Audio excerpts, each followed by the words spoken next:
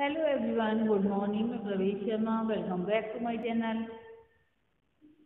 आज का हमारा टॉपिक है अध्यापक के व्यावसायिक गुण, professional qualities of a teacher. तो आइए अब देखेंगे व्यावसायिक गुणों के विषय में। व्यावसायिक गुणों को हमने कुछ पॉइंट्स में विभाजित कर लिया है, जिसमें पहला पॉइंट है विद्यार्थियों में रुचि लेना, to take interest in student. एक अच्छे अध्यापक के लिए ये आवश्यक है कि वह जिन छात्रों को पढ़ा रहा है उनमें पूर्ण रुचि ले। एक कथन है, यदि अध्यापक ने जॉन को लैटिन पढ़ानी है तो उसे लैटिन और जॉन दोनों को ही जानना चाहिए। A teacher in order to teach Latin to John should know well both John and Latin. उसी विद्यार्थियों में उसी प्रकार से रुचि लेनी चाहिए जैसे कि एक पिता अपने पुत्र की गतिविधियों में रुचि लेता है।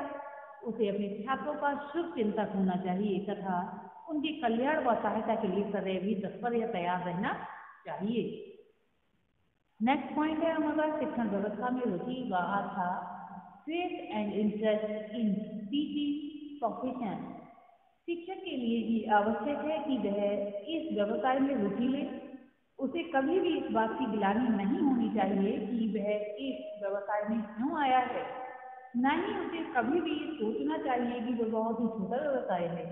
यदि वह ऐसा सोचेगा तो उसके अंदर हमेशा उदासीनता व शर्म का भाव रहेगा और अंदर ही अंदर वह इस व्यवसाय से नफरत करेगा, प्रोफेशन से नफरत करेगा।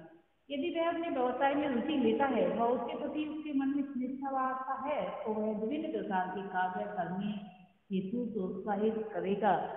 जैसा कि हम जानते हैं, एक अध्यापक ही है जो भी डॉक्टर्स भी तैयार करता है, इंजीनियर्स भी तैयार करता है और प्रोफेसर, लॉयर्स, जज जो भी हैं एक अध्यापक से बिना पढ़े नहीं बन पाते हैं। यानी कि अध्यापक की महत्वपूर्ण भूमिका होती है, उसे अपने व्यवसाय को बहुत अच्छा आंकना चाहिए।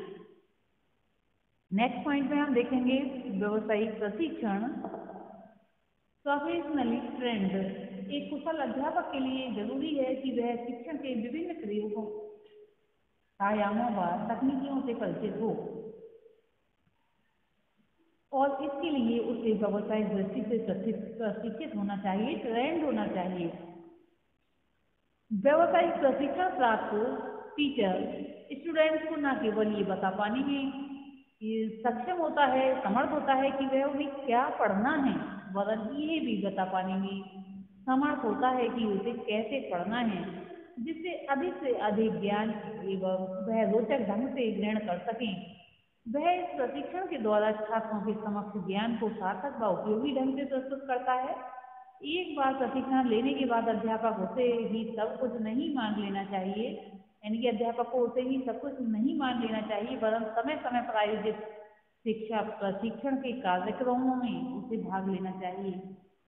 क्योंकि आज के दौर में हम देखते हैं नई नई टेक्नोलॉजी आती जा रही है। क्या पहले ट्रेनिंग जिन टीचर्स ने ली थी वही काम आज कर सकती है? नहीं कर सकती, क्योंकि नई नई टेक्नोलॉजी के साथ साथ हमें आगे बढ़ना होता है, उसी के अनुसार हमें समाज के बच्चों को पढ़ाना होता है और बच्चों को आगे बढ़ाना होता है। नेक्स्ट पॉइंट में हम देखेंगे मनोविज्ञान का ज्ञाता, to have a knowledge of psychology.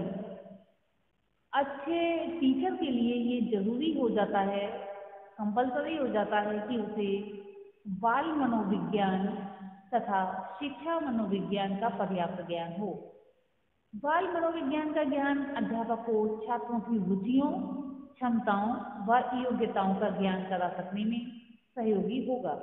वह शिक्षा मनोविज्ञान के द्वारा अध्यापक विभिन्न स्तरों के छात्रों के अनुकूल अपने शैक्षिक कार्यक्रम को दिशा निर्देशन दे सकेगा। साथ ही वह व्यक्तिगत भिन्नताओं के अनुरूप अपनी शैक्षिक गतिविधियों को संचालित कर सकेगा। नेक्स्ट पॉइंट में हम देखेंगे विषय वस्तु पर अधिकार, मास्टरी ऑफ सब्जेक्ट मैटर। एक अच्छे व कुशल अध्यापक के लिए ये बहुत आवश्यक हो जाता है कि जो भी वह पढ़ा रहा है यानी टीचिंग कर रहा है जिस विषय की, उस पर उसका पूरा अधिकार यानी पूर्ण अधिकार होना चाहिए। और साथ ही उस क्षेत्र में होने वाले नवीन आविष्कारों से भी उसे परिचित होना चाहिए। विषय के ज्ञान के अभाव में अध्यापक, यानी कि जब उसे अपने विषय का ज्ञान नहीं होता, तब छात्रों के समक्ष पूर्ण आत्मविश्वास का प्रदर्शन नहीं कर पाता है और विषय ज्ञान की कमजोरी उसे छात्रों की दृष्टि से नीचे गिरा देती है। इस संबंध में के जी सैदेन ने लिखा है, आप एक बर्तन में से कोई वस्तु तब तक उड़ेल कर नहीं निकाल सकते जब तक आपने उस वस्तु को उस बर्तन में रख न दिया हो। यदि शिक्षक ज्ञान व बुद्धि की दृष्टि से हीन व खोखला है, यदि उसमें ज्योति प्रदान करने वाली शक्ति नहीं है, तो वह अपने बालकों के मस्तिष्क को प्रखर व उनकी भावनाओं को मानवीय ज्ञान के प्रकाश या फिर मानवीय रूप प्रदान नहीं कर सकता। यदि वह स्वयं दीप नहीं है, तो दूसरों में ज्ञान के प्रकाश को प्रकाशित या प्रसारित करने में सदैव असमर्थ रहेगा। You can pure out of a vessel except that you have put into it, and if a teacher is poor and shallow from within, he cannot quicken the mind or humanize the emotions of his children. If he is not the lighted candle himself, he will never be able to lighten up the flame of others. Next point में हम देखेंगे उचित अध्ययन की आदत होना, habit of proper studies.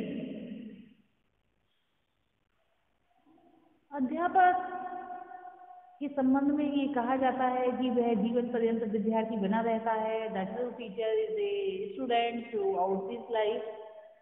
इसका तात्पर्य यही है कि अध्यापक को सदैव ही पढ़ते रहना चाहिए, जिससे वह अपने ज्ञान का आवश्यकता के अनुसार नवीनीकरण कर सके। खाली रहकर समय व्यर्थ में इधर उधर की बातों में व्यतीत करने से अच्छा है कि स्वयं को अध्ययनरत करे अथवा अध्ययनरत रखे।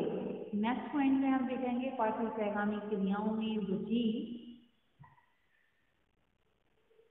इंटरेस्ट इन को करिकुलर एक्टिविटीज। आज की शिक्षा सिर्फ कक्षा की चार दीवारी तक सीमित नहीं है, वरन उसमें पाठ्यक्रम सहगामी क्रियाओं का भी महत्वपूर्ण स्थान है। और आज की शैक्षिक विचारधाराएं इस बात पर बल दे रही हैं कि वर्तमान में शिक्षा सिर्फ ज्ञानार्जन का ही एक साधन नहीं है, वरन वह बालक के दायित्व व्यक्तित्व का, यानी कि जो उसकी पर्सनैलिटी है, का चतुर्मुखी विकास भी करती हैं।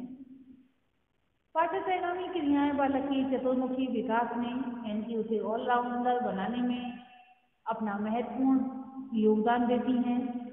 पाठ्यक्रम सहगामी क्रियाओं के अंतर्गत स्काउट गाइडिंग, खेलकूद, NSS, भ्रमण, NCC, वाद विवाद, छात्र संघ, साक्षरता, रेड क्रॉस, सांस्कृतिक कार्यक्रम आदि सम्मिलित होते हैं। एक टीचर को इन क्रियाओं की उपेक्षा कदापि नहीं करनी चाहिए और इनमें बालकों को जो है पार्टिसिपेट करने के लिए प्रेरित करना चाहिए। नेक्स्ट पॉइंट में हम देखेंगे प्रयोग अनुसंधान में रुचि, interest in research and experiment. वर्तमान युग में शिक्षा के क्षेत्र में शोध एवं अनुसंधान का महत्वपूर्ण स्थान है। अध्यापक को यदि अपने शिक्षण में जो सुधार लाना है, डेवलपमेंट करना है, तो उसे नित्य प्रति नए अनुसंधान व प्रयोग करने चाहिए। साथ ही उसके शिक्षण के दौरान लक्ष्य में जो भी समस्याएं उत्पन्न हो, उनका उसके प्रयोग के आधार पर वैज्ञानिक ढंग से समाधान करने का प्रयास करना चाहिए। अब नेक्स्ट पॉइंट में हम देखेंगे शिक्षण विधियों पर अधिकार। Command over techniques of teaching. शिक्षा के क्षेत्र में तकनीकियों के संबंध में कहा जाता है कि व्यावसायिक कुशलता का निर्धारण करती हैं। Techniques are the tricks of profession और जो भी अध्यापक इन तकनीकियों को जानता है व उनका उचित स्थान पर प्रयोग करता है वह निसंदेह रूप में एक कुशल अध्यापक होता है। अध्यापक को प्रायः जिन तकनीकियों पर पूर्ण अधिकार होना चाहिए वह हैं प्रश्न रीति, व्याख्या रीति या नीति या फिर कौशल, उदाहरण रीति व विवरण रीति। इन विधियों के प्रयोग से वह पाठ को रोचक तो बना ही सकता है, साथ ही साथ वह पाठ के विकास में छात्रों का पूर्ण सहयोग भी ले सकता है। नेक्स्ट पॉइंट में हम देखेंगे शिक्षण सूत्रों के अनुकूल पाठ को प्रस्तुत करना। Presentation of the lesson according to the magazine of teaching. बालकों के समक्ष यदि हम किसी भी पाठ को प्रस्तुत करते हैं और ये चाहते हैं कि वह उस पाठ को आसानी पूर्वक ग्रहण कर लें, आत्मसात कर लें, तो हमारे लिए आवश्यक हो जाता है कि हम शिक्षण सूत्रों को ध्यान से या ध्यान में रखकर पढ़ाएं। अध्यापक को इन सूत्रों का ज्ञान होना चाहिए व साथ ही इनका प्रयोग भी करना आना चाहिए, जैसे सरल से कठिन की ओर जाना, ज्ञात से अज्ञात की ओर जाना, विश्लेषण से संश्लेषण की ओर जाना आदि। नेक्स्ट पॉइंट में हम देखेंगे शिक्षण सामग्री का यथोचित प्रयोग। Justified use of teaching add. एक अच्छे अध्यापक के लिए भी जरूरी है कि वे विषय से संबंधित शिक्षण सामग्री का प्रयोग यथास्थान करे, परंतु इसका प्रयोग करते समय उसे इस बात का ध्यान रखना चाहिए कि सामग्री पाठ के समुचित विकास के लिए है।